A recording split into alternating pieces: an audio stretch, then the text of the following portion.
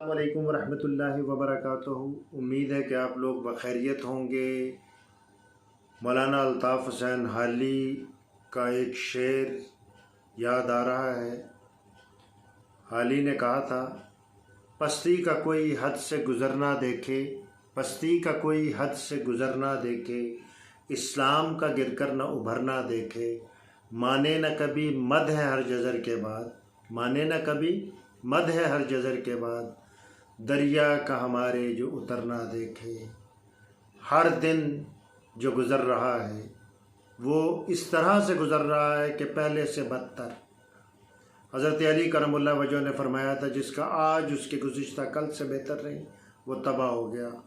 और आजकल हमारे मुल्क के साथ क्या हो रहा है, क्या किया जा रहा है, क्या खिलवाड़ हो रहा है, इस हवाले से अगर हम गौर करें तो देखिए, कल के दिन में गुज़िश्ता कल जो गुज़रा है उसमें दो अहम ख़बरें गर्दिश कर रही थी और कुछ लोगों ने बड़ा इसको अप्रिशिएट किया कि चीफ़ जस्टिस साहब ने जाते जाते जो तरमीम की थी उनको कालादम करार दे दिया और नैब के केसेस दोबारा से ओपन हो गए।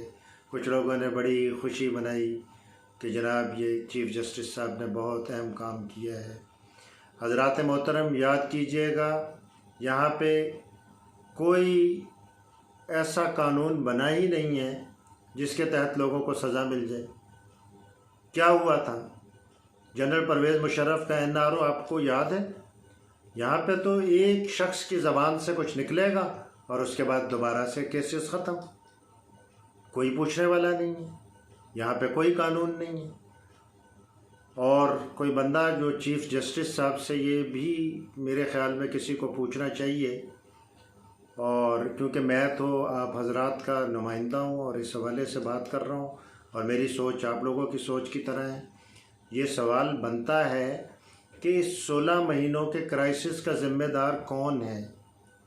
किसने जो है वो असम्बली को बहाल कर दिया था? कासिम सूरी के रूलिंग को जो है वो खिलाफ ज़ाब्ता करार देते हुए कौमी असम्बली को बहाल कर दिया था।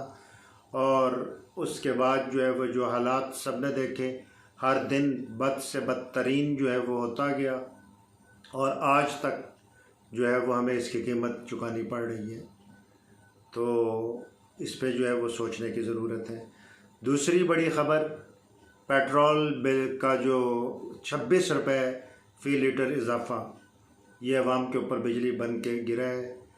लेकिन मैं पहले भी इस बात का इजहार कर चुका हूँ कि देख लीजिए कि ये सब कुछ होगा, इससे निबड़ने का वाहिद रास्ता ये है कि IMF की ग़ुलामी को जो है वो कबूल करने से इनकार कर दिया जाए। हर कौम के एक एक फ़र्द को जो है वो उठना पड़ेगा, अपनी ज़िम्मेदारियाँ पूरी करनी पड़ेंगी और बताना पड़ेगा, बस भाई बस, IMF बस, अब इससे ज़्यादा हम कुछ नहीं कर सकते, हम नहीं देंगे, नहीं देंगे। और ये बात जो है ना वो उठा देनी चाहिए कि सब अवाम मुत्तहिद हो जाएं। क्यों? क्योंकि ये जो है वो जो कर्ज़े लिए गए, इससे अवाम का क्या फ़ायदा हुआ? इससे जिन लोगों का फ़ायदा हुआ उनसे पैसा निकलना चाहिए, उनसे पैसा जो है वो निकलना चाहिए, पाकिस्तान में वापस आना चाहिए। आप हजरात को याद होगा कि एक वज़ीर आज़म साहब ने ख़त लिखने से इनकार कर दिया था, अपनी वजारत उज़्मा छोड़ दी थी। किस मकसद के लिए? कि मेरे कायद जो उसका कायद था, उसका जो है ना वो पैसा बाहर से वापस आके जो है ना वो पाकिस्तान के ऊपर जो है वो ना लग जाए।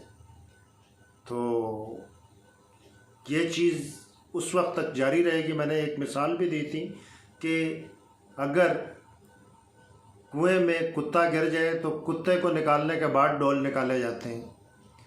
IMF का कुत्ता जब तक जो है वो हमारे कुएं के अंदर गिरा हुआ है उस वक्त तक जो मर्ज़ी होता रहे। पेट्रोल की कीमतें भी बढ़ेंगी, बिजली की कीमतें भी बढ़ेंगी। बिजली का मामला ठंडा हो गया है बज़ाहिर, लेकिन बिल उसी तरीके से आ रहे हैं। अब आज जो एक कॉल दी है सिराजुल हक साहब ने, उन्होंने कहा है कि हम इस फैसले को जो है वो वापस लेना चाहिए। इस फैसले को वापस दिलाने में पूरी कौम को फिर मुत्तहिद होना पड़ेगा जैसा कि मैंने पहले कहा है कि बता दें बस भाई बस, अब इससे ज़्यादा हम IMF को कुछ देने वाले नहीं हैं। तो यहीं पे मैं अपना इख्तिताम करूँगा इस उम्मीद के साथ कि, और एक नई ख़बर, अच्छी ख़बर ये है कि अल्हम्दुलिल्लाह रब्बिल अव्वल का महीना शुरू हो गया हुआ है, हमारे प्यारे नबी अलैहिस्सलातु वस्सलाम की आमद का महीना। और इस महीने की बरकत से अल्लाह करे कि हम इस काबिल हो सकें कि हम मुत्तहिद हो जाएं और IMF को जवाब देने के काबिल हो सकें। हज़रत अली करमुल्लाह वजह, जो मेरे प्यारे नबी अलैहिस्सलातु वस्सलाम के समझें कि तरबियत भी नबी पाक अलैहिस्सलातु वस्सलाम ने उनकी की, उनके दामाद भी, और बचपन से उनके साथ रहे। उनके फरमोदात में से जो एक कौल बार बार जो है वो कहा जाता है वो वाकई सही है कि कुफर का निज़ाम तो चल सकता है, जुल्म का निज़ाम कभी नहीं चल सकता।